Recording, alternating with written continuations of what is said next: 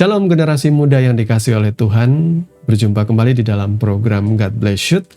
Bersama saya Billy Elia yang akan menyampaikan khotbah kebenaran firman Tuhan dengan tujuan untuk memberikan didikan, ajaran, hikmat dan pengertian supaya kalian anak-anak muda boleh mengisi masa mudamu dengan pengenalan yang benar akan Tuhan kita Yesus Kristus. Nah, di kesempatan kali ini kita memasuki episode yang kedua, yang kali ini akan mengangkat satu topik yang menarik yang ada hubungannya dengan rahasia hidup kudus generasi muda zaman now ya. Oke, buat kalian yang udah pada nggak sabar, saya mau mengajak kita untuk membaca nas acuannya.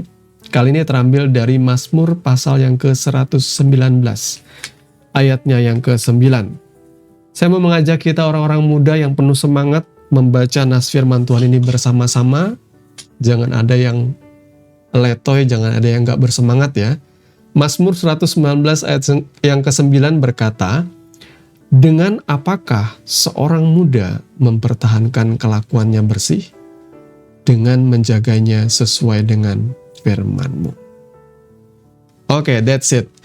Sebelum kita sama-sama merenungkan kebenaran firman Tuhan, saya mau mengajak kita untuk menundukkan kepala dan berdoa. Bapa, di dalam nama Tuhan Yesus, terima kasih. Di kesempatan kali ini kami bersyukur. Kami orang-orang muda diberikan kesempatan untuk mendengarkan isi hati Tuhan. Saat ini kami datang dengan rasa haus dan lapar kami Tuhan. Karena kami percaya kami orang-orang muda memang membutuhkan didikan ajaran supaya kami tidak terombang-ambing oleh gelombang zaman yang bisa menyesatkan kami. Roh Kudus, tolong berikan kami hikmat dan pengertian. Pakai akal budi kami supaya kami boleh memahami apa yang menjadi maksud-Mu melalui kebenaran firman. Di dalam dan oleh nama Tuhan Yesus kami berdoa. Haleluya. Amin. Anak-anak muda yang dikasihi oleh Tuhan kita Yesus Kristus, topik kita kali ini benar-benar mengena kayaknya buat kalian orang-orang muda ya. Ayat ini biasa memang disampaikan di dalam berbagai khotbah atau ibadah-ibadah youth service di mana saja ya. Banyak kali nas ini juga menjadi nas favorit bagi orang-orang muda. Tapi betulkah kalian sudah menerapkan kebenaran firman ini dalam hidup kalian dengan sungguh-sungguh? Apakah kita betul-betul mempertahankan hidup kita bersih sesuai dengan firman Tuhan? Mari kita akan belajar kebenaran firman Tuhan ini dan kita akan menyelidiki makna di balik setiap kata yang tertulis di dalam nas pembacaan kita tadi ya. Nah, saudaraku yang dikasihi oleh Tuhan kita Yesus Kristus, anak-anak muda dimanapun kalian berada ya. Kalau kita bicara orang muda, bicara anak muda, dan kaitannya dengan pembacaan kita, bahasa Ibrani untuk orang muda di sini, bahwa seorang muda di sini menggunakan kata na'ar ya. Kata na'ar. Kata ini merujuk pada orang-orang muda yang sedang bertumbuh. Orang-orang muda yang sedang bertumbuh dan seringkali berada dalam masa transisi. Ya, kata orang itu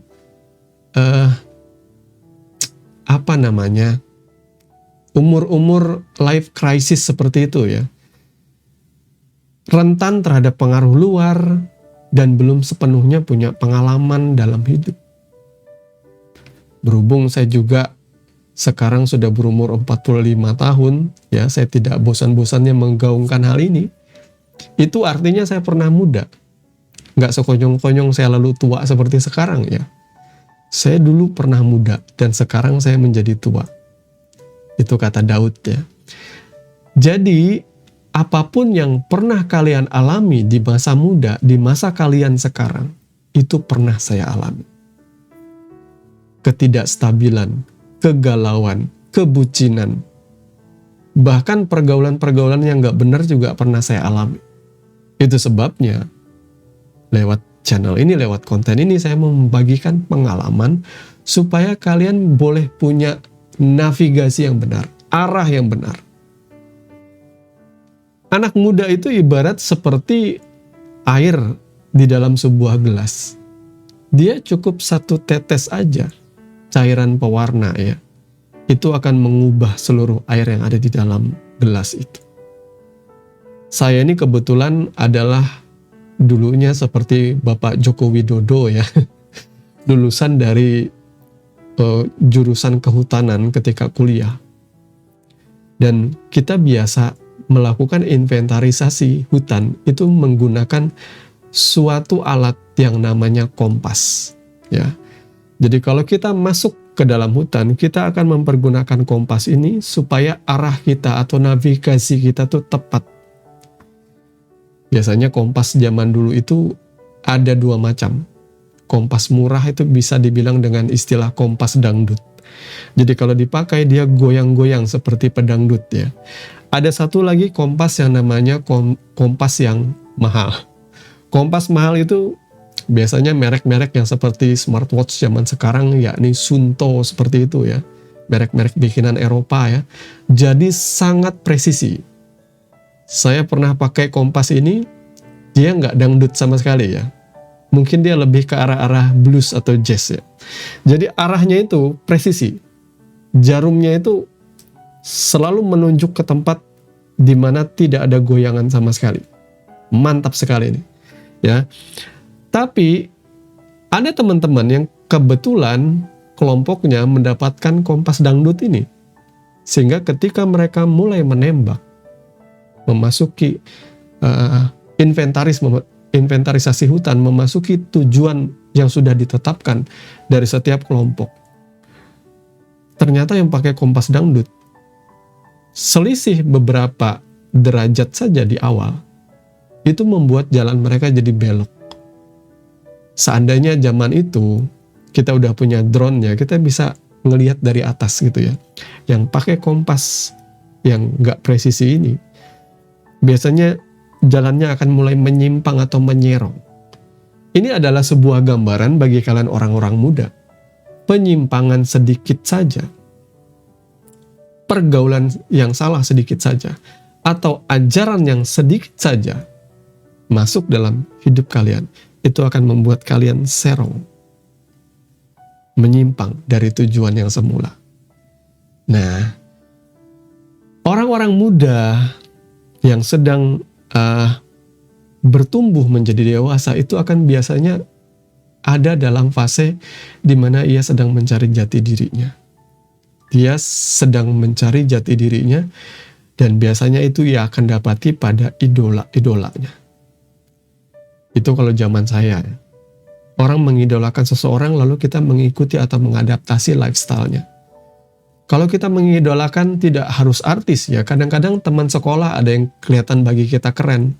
Atau ya pada zaman saya itu masih TV ya.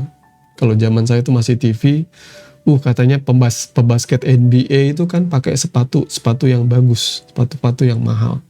Jadi kita mengadaptasi hal itu. Kita akhirnya beli sepatu ya. Saya ingat waktu itu saya itu dapat beasiswa ya. Waktu masih sekolah SMP, saya dapat beasiswa. Beasiswanya saya pakai untuk beli sepatu. Karena kita butuh validasi, jelas. Sampai zaman sekarang pun banyak orang butuh validasi, butuh pengakuan. Saya beli sepatu, beli outfit yang menurut kita tuh kekinian seperti itu supaya mendapat pengakuan. Ya, itu zaman saya ya. Lebih-lebih zaman sekarang, karena saya ini generasi muda, angkatan ya saya lahir di tahun 80 awal, tentu saya akan menjadi orang muda itu, ya remaja, pemuda itu sekitar tahun 90-an ya. Pada masa itu, anak-anak muda lebih banyak main di luar sih ya. Tontonan saya juga biasanya di era itu ialah acara-acara musik seperti MTV. Kadang-kadang juga kita main di luar, lebih banyak main olahraga, sport, NBA, segala macam, itu yang banyak mempengaruhi kita. Nah, sementara zaman sekarang itu lebih berat.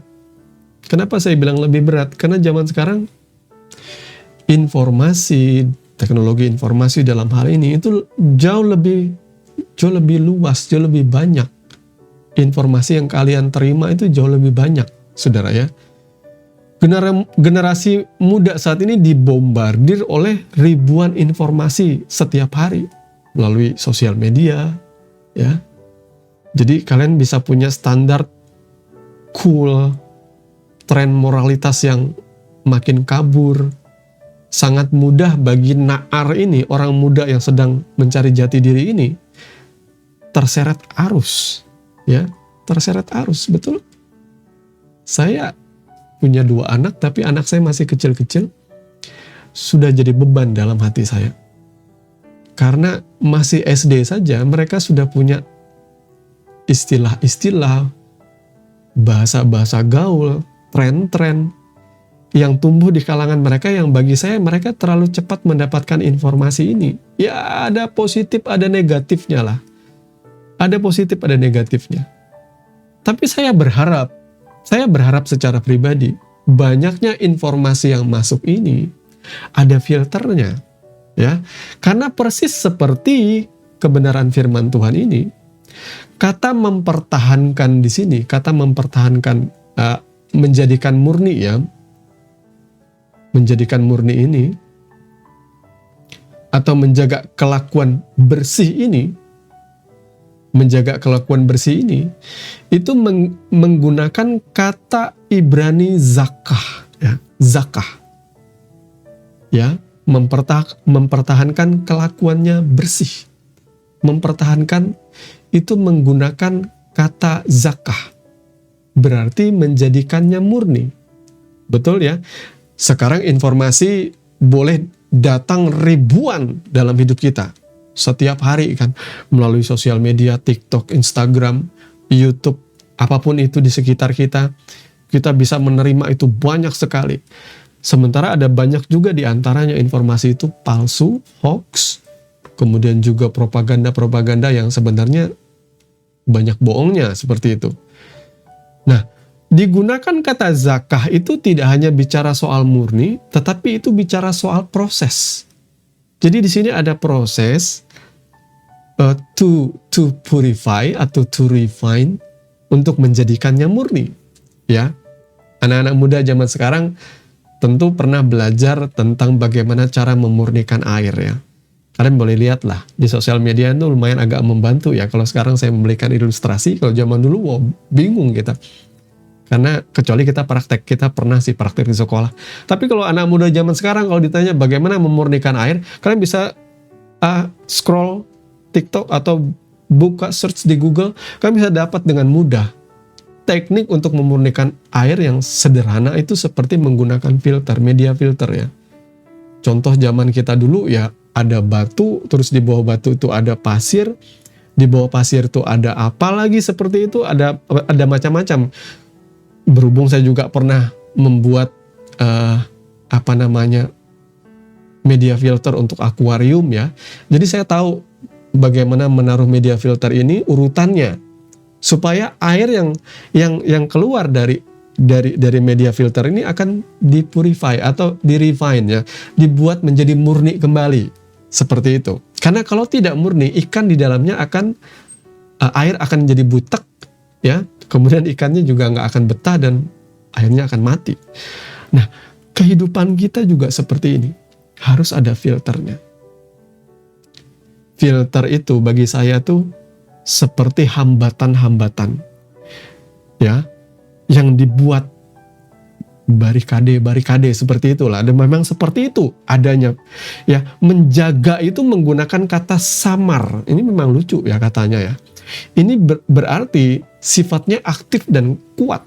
Menjaga, mempertahankan kelakuan, menjaga sesuai dengan firman itu, menjaga itu menggunakan kata samar yang artinya menjaga, mengawasi, bertindak, menjadi pengawal benteng. Seperti orang yang berdiri di atas menara dan melihat.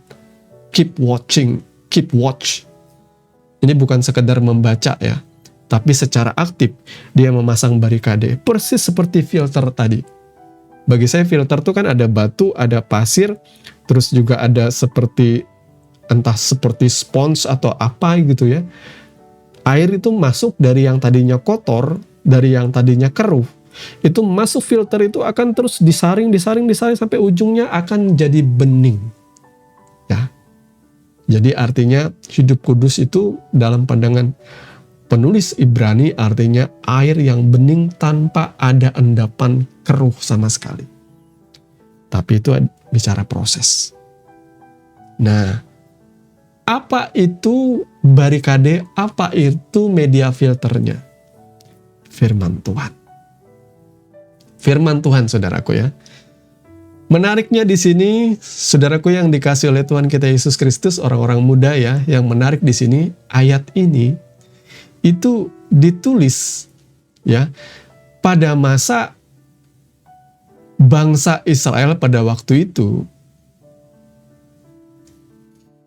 dalam suasana kebanyakan orang itu turut dalam penyembahan berhala, saudaraku. Jadi ayat ini memang bicara terus terang mengenai kemuliaan firman Tuhan, ya, kemuliaan firman Tuhan. Jadi bangsa Israel pada waktu itu sedang mengalami tekanan budaya dari bangsa-bangsa lain. Artinya tekanan budaya termasuk di dalamnya, dalam tekanan budaya itu kan ada penyembahan berhala ya. Jadi masalah generasi muda zaman sekarang itu juga dipunyai oleh generasi leluhur kita di ribuan tahun yang lalu, saudaraku ya. Bagaimana orang bisa hidup benar dengan menjaganya sesuai dengan firman. Ada media filter. Firman Tuhan. Saya mau kasih tahu orang-orang muda. Media filter ini banyak. Salah satunya yang paling simpel itu adalah didikan orang tua. Orang tua itu jangan diremehkan, jangan kalian bilang bahwa mereka itu orang jadul, orang kuno. Karena mereka itu pernah tua. Mereka itu pernah tua. Mereka pernah muda, sorry. Saya koreksi. Mereka pernah muda. Jadi mereka tahu kegalauan, kebimbangan, kebucinan yang kalian alami. Mereka juga tahu fase-fase di mana kalian suka bohong. Jangan kira orang tuamu nggak tahu kalian bohong.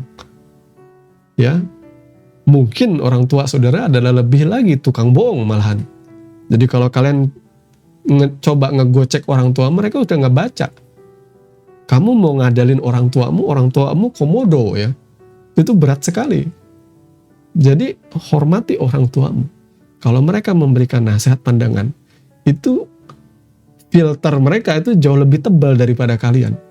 Mereka sudah ngelihat seperti orang yang di atas menara. Mereka udah ngelihat kemungkinan-kemungkinan. Ya, pilihan-pilihan yang kalian pilih. Ya, jadi relakan kalian dididik orang tua di masa muda kalian. Relakan kalian dilarang juga nggak apa-apa. Ya, tapi bukan berarti orang tua membatasi kebebasannya. Saya percaya juga ya, ada orang tua yang bijak memberikan kebebasan, tapi ada orang tua juga yang memberikan kekangan. Ya, masing-masing orang tua. Saya cuma berharap satu, kalian mendidik anak-anak kalian tuh dengan terang firman Tuhan juga. Ya, tidak semata-mata mengakang juga. Membatasi kreativitas anak juga tidak, saudaraku ya. Tapi biarlah terang firman Tuhan, kemudian saudara boleh doakan, sehingga saudara boleh memberikan didikan ajaran yang tepat bagi anak-anakmu ya. Ini saya bicaranya bukan buat youth lagi. Tapi terus terang ya, anak-anak muda kan, banyak daripada orang-orang muda yang terus terang, kalian banyak yang gagal belajar, ya, mengabaikan kata orang tua. Akibatnya banyak yang orang-orang muda yang akhirnya hamil di luar nikah, kemudian akhirnya pernikahan dini. Itu biasanya kan karena nggak mau dengar-dengaran kata orang tua, ya kan? Ketika saya ngomong seperti ini pun, kalian sebenarnya adalah calon orang tua ke depannya. Kalau saya bicara seperti ini, kalian juga adalah calon orang tua. Banyak orang-orang muda yang tidak pernah belajar menjadi suami yang baik, menjadi istri yang baik, menjadi papa yang baik, menjadi mama yang baik, nggak ada yang belajar. Belajarnya semua dari konsep yang ada di dunia ini.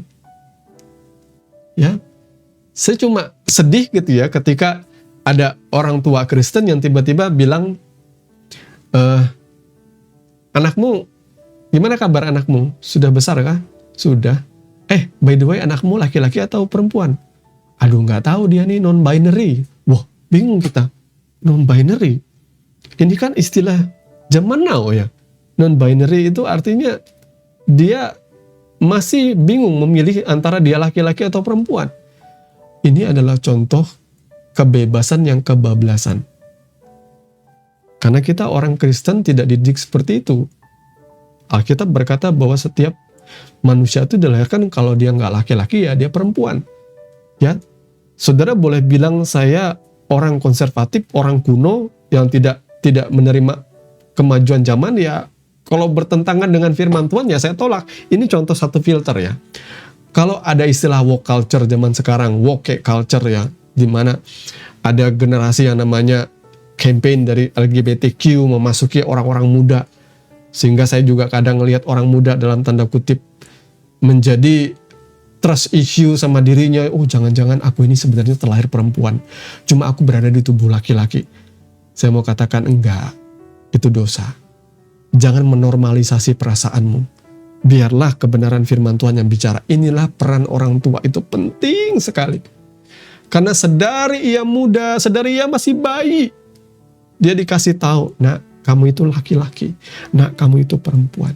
Arahkan dia dengan cara hidupnya seorang laki-laki sejati. Kalau dia perempuan, arahkan, ajar, didik dia sebagai seorang perempuan yang sejati, yang terhormat. Itulah peran orang tua. Saudara ya, kalau orang tuanya amburadul, hancur, kenapa? Kita akan tarik lagi ke masa mudanya. Oh, ternyata dia juga hancur oleh karena orang tuanya. Kenapa banyak orang tua gagal mendidik anaknya? Karena mereka juga gagal dididik oleh orang tuanya. Akhirnya mereka menjadi pemberontak, atau mereka tidak tumbuh dalam kasih sayang dan didikan orang tua yang benar. Itu makanya orang-orang muda dengerin nih ya, kalian ini calon orang tua di masa yang akan datang. Kalian bisa menjadikan keluargamu sorgamu, atau kalian bisa menjadikan keluargamu nerakamu. Saya mau kasih didikan ajaran buat kalian orang-orang muda. Kenalilah Tuhan di masa muda, supaya Ia menuntun jalanmu seumur hidupmu. Karena yang saya mau beritakan ini bukan cuma rahasia hidup kudus supaya kalian kudus saat ini, enggak. Tapi kudus, bersih, dan progresnya terus-menerus sampai kalian dewasa tua, sampai rambut kalian memutih. Seumur hidup kalian akan hidup bersih di hadapan Tuhan.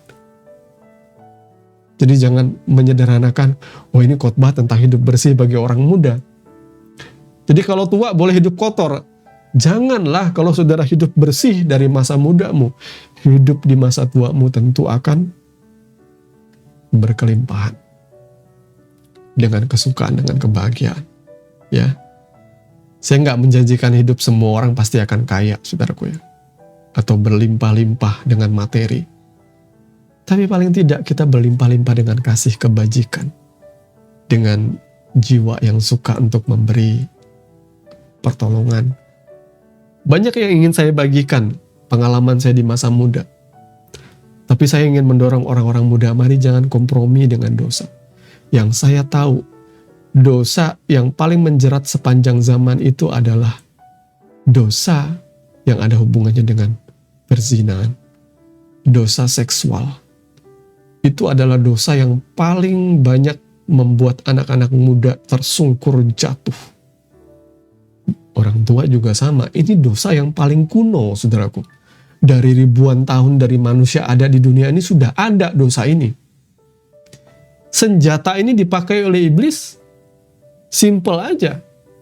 Tapi kalian lihat, berapa banyak situs porno yang berkembang. Dari dosa ini merusak mata orang-orang muda. Yang merusak pikiran kita. Yang merusak banyak pikiran bapak-bapak di dunia dan ibu-ibu di dunia ini juga. Tidak terlepas, semua orang dirusak oleh dosa ini. Oleh yang namanya perzinahan, percabulan, hawa nafsu ini.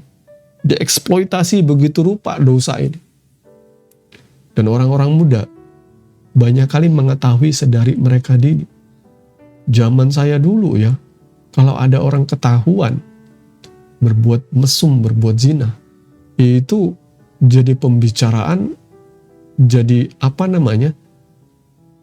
kita punya pandangan negatif lah terhadap hal-hal seperti itu. Kalau ada yang menjanda, menduda aja zaman dulu, itu kita akan punya pandangan negatif dengan hal yang seperti itu. Kalau zaman sekarang, aduh, saya takut anak SD aja sudah tahu, saudara ya. Anak SD sudah tahu, anak SMP lebih lagi. Bahkan ada yang sudah hamil sejak SMP. Ya, kalau saudara hidup di zaman dulu, zaman perang ya sah-sah saja. Zaman dulu kan nggak ada pendidikan seperti zaman sekarang. Orang karena tradisi budaya kawin muda aja. Banyak anak, banyak rezeki. Lah kalau sekarang nggak bisa, saudaraku ya. Zaman sekarang kita sudah punya pendidikan. Yang nikah muda kalau tidak punya kesiapan, kematangan, kedewasaan, rumah tangganya jadi amburadul, kawin cerai, KDRT. Belum lagi bapak-bapak nggak dewasa. Cuma bisa keluyuran, jalan pulang ke rumah, tidur. Tidak ada tanggung jawabnya. Istri-istri tidak bisa ngurus anak. Ya karena pernikahan dini, karena ketidaksiapan itu. Jadi mari orang-orang muda, bangunlah filtermu. Bagaimana cara membangun filter ini bagaimana? Terimalah setiap didikan ajaran yang disampaikan orang tuamu. Walaupun menyakitkan, walaupun kadang ada teguran yang mungkin bagi engkau, itu orang tua aku galak. Tapi tahukah saudara, semua kegalakan orang tuamu bersumber karena ia mengasihi engkau. Ya, Alkitab berkata apa? Anak yang kukasih akan kusesah dan kuhajar.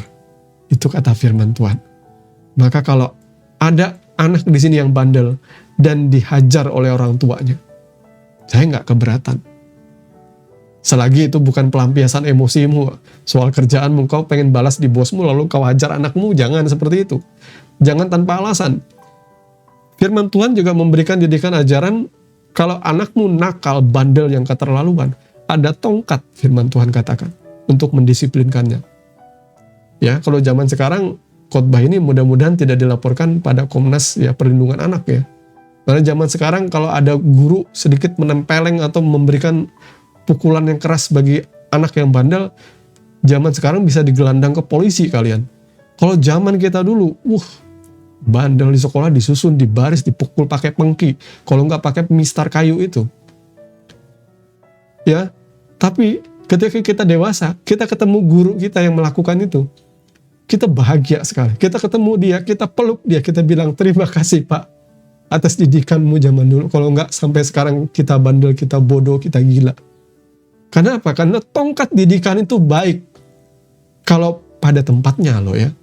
Jangan juga ya saudara jadi BDSM, saudara kasar sama orang, nggak boleh seperti itu juga. KDRT itu namanya, nggak ada konteksnya. Cuma pelampiasan emosi, bukan seperti itu juga. Ya, saya dulu pernah dengar cerita, entah hanya fiktif atau tidak ya, tentang seorang ibu sama anak gitu ya, belanja di pasar, anaknya remaja. Ketika mereka belanja di pasar, pulang dari pasar, anaknya bilang, Ma, ini aku dapat dari pasar. Dibilang, dikeluarkannya dari kantongnya. Banyak cabai, banyak tomat. Lalu ibunya bilang, waduh bagus nak, bagus. Artinya apa? Dia seperti menyetujui perbuatan anaknya ini mencuri. Seolah-olah itu bagus nak. Apa yang kamu lakukan itu membantu orang tuamu banget. Akhirnya kemudian apa yang terjadi? Ketika ia besar, dia jadi pencuri, dia jadi maling, dia jadi rampok. Akhirnya ia masuk penjara. Ya, kalau saya mendramatisir hal ini, mungkin saja anak itu bilang, nak, didatangi mamanya, nak, kenapa kau melakukan ini? Kenapa nak? Lalu anaknya bilang, kan ibu yang dulu ngajarin aku waktu kecil, bagus nak, bagus nak.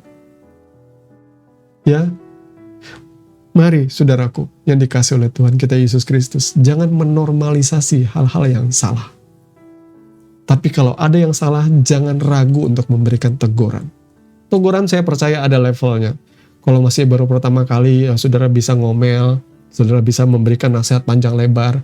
Tapi kalau udah berkali-kali, bahkan sudah cenderung membahayakan, maka tidak ada salahnya memberikan teguran yang keras berupa pukulan.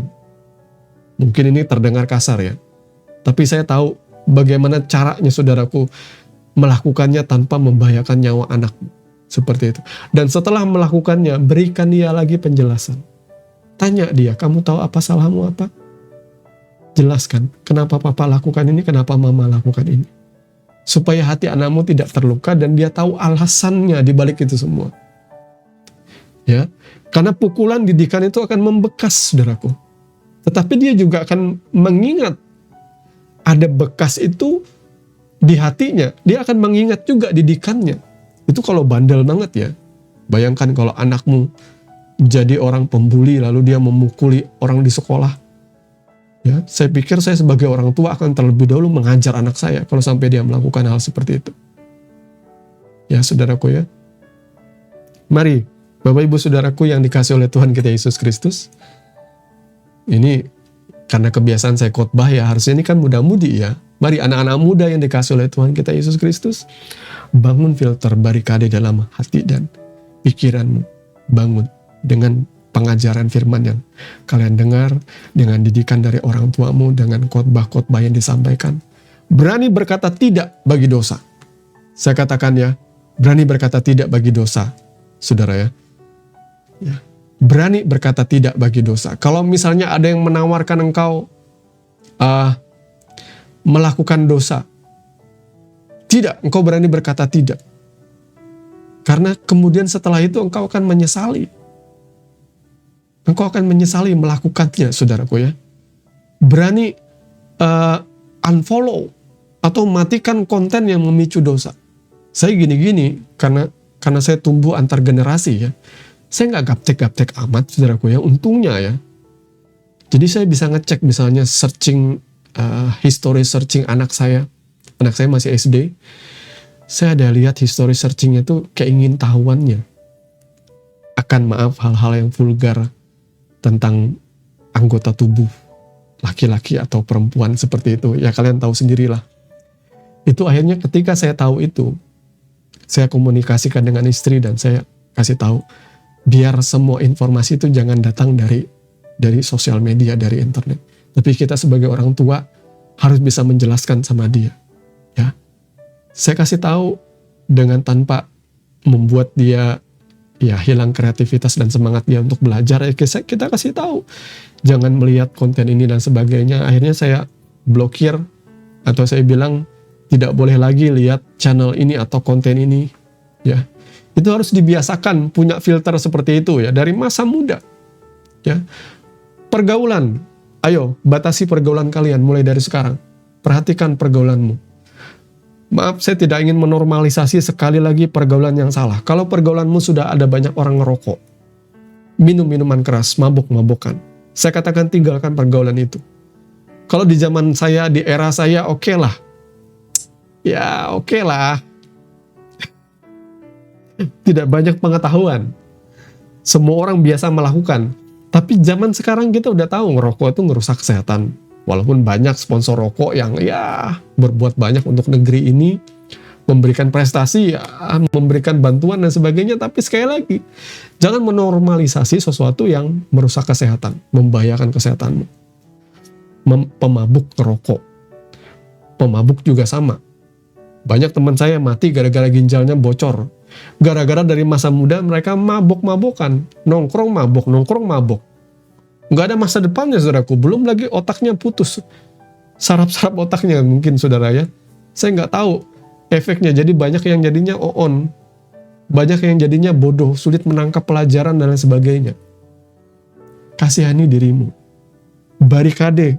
Jaga pergaulanmu. Jangan bergaul dengan seperti itu. Kalau ada pergaulan yang sudah mulai membicarakan sesuatu yang bersifat transgender, ya, trust issue sama yang namanya identity kalian, apakah aku nih non-binary laki-laki atau perempuan ya, tinggalkan pergaulan itu, saya katakan.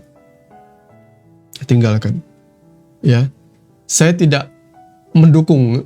Saudara boleh bilang saya orang yang istilahnya tidak update dengan zaman. Enggak, saya enggak menerima penyimpangan seperti itu. Kata orang, kita menerima perbedaan tapi tidak penyimpangan ya. Ya, saudaraku ya. Yang terakhir, hati yang peka. Saya percaya ketika saudara dipenuhi oleh Roh Kudus, ketika engkau memasuki suatu tempat atau pergaulan, atau engkau mengklik sesuatu konten dan sebagainya, kalau itu sesuatu yang jahat, tidak berkenan, tinggalkan, pergi. Belajar dari Yusuf. Ketika Yusuf digoda oleh Batsheba, ketika Yusuf digoda oleh istri Potifar. Ini kelewatan lagi timelinenya. Batsheba kan selingkuhannya ini ya, Daud ya. Ketika Yusuf digoda oleh istri Potifar. Istri Potifar ini nggak main-main ya. Potifar itu seorang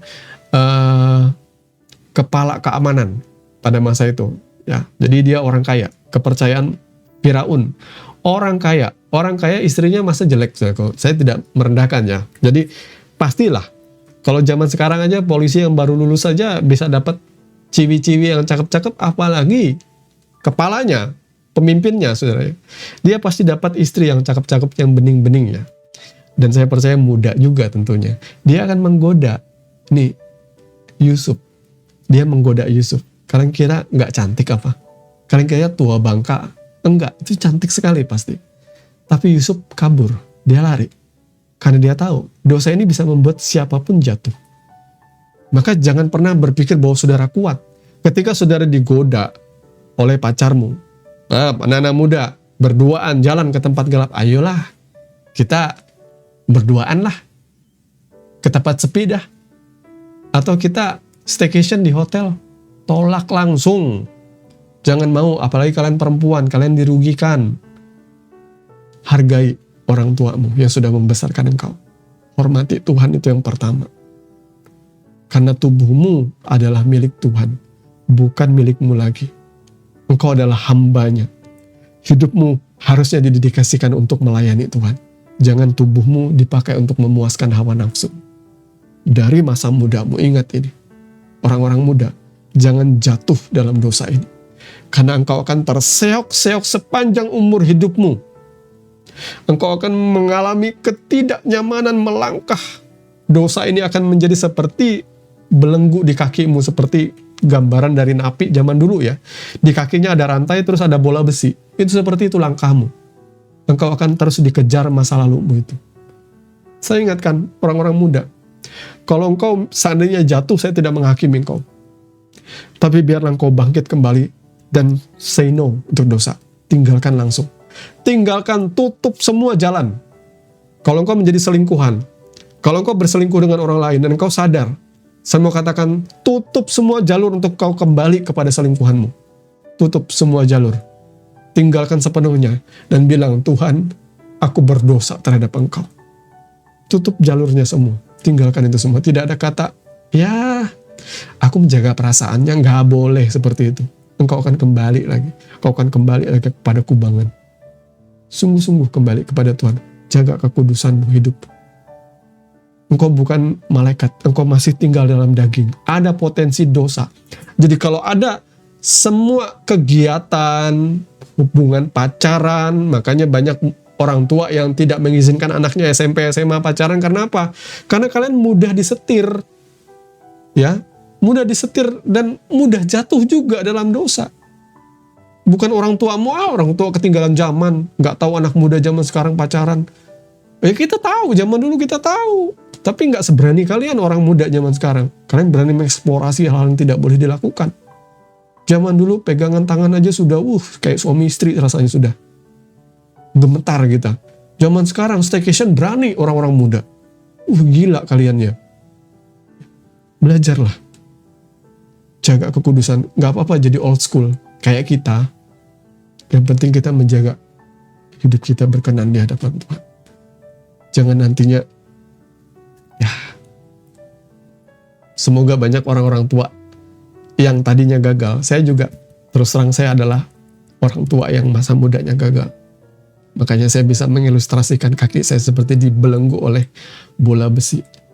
Itu berat bagi saya. Maka saya nggak pengen kalian orang-orang muda seperti saya. Ada begitu banyak jerat-jerat manis. Seperti ular yang menipu Hawa di Taman Eden. Itu dia menawarkan yang manis-manis, yang enak-enak, yang nikmat-nikmat. Tapi kebelakangannya kalian jatuh, itu nggak enak-enak lagi hidupnya. Lebih baik berjalan bersama Tuhan aja lah. Ya. Semoga kebenaran firman ini memberkati kalian dan memperlengkapi hati dan pikiran kalian. Dan minta maaf kalau ada kata-kata yang keceplosan atau kebablasan atau apapun juga, yang pasti saya ingin teman-teman muda kalian bertumbuh dengan benar dalam kebenaran firman Tuhan. Tuhan Yesus memberkati. Mari kita sama-sama mau merendahkan hati dan berdoa. Terima kasih Bapa untuk kebenaran firman-Mu. Kami bersyukur Engkau memberikan kami didikan dan ajaran. Kami bersyukur hikmat dan pengertian yang Tuhan berikan. Kiranya boleh mencelikan mata kami supaya kami boleh aware Tuhan di masa muda kami. Kami tidak lagi meremehkan kehidupan kami hari-hari ini yang seperti domba di tengah serigala.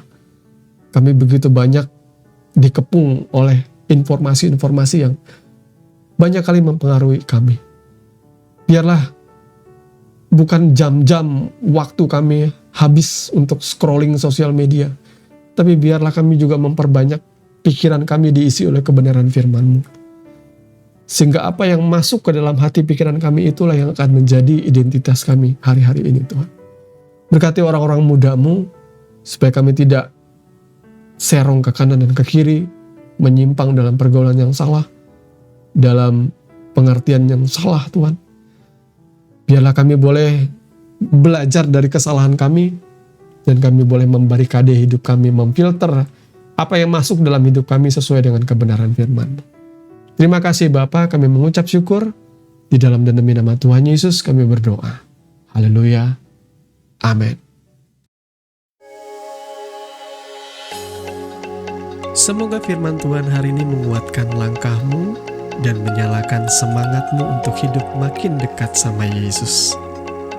Sampai ketemu di podcast God Bless You berikutnya.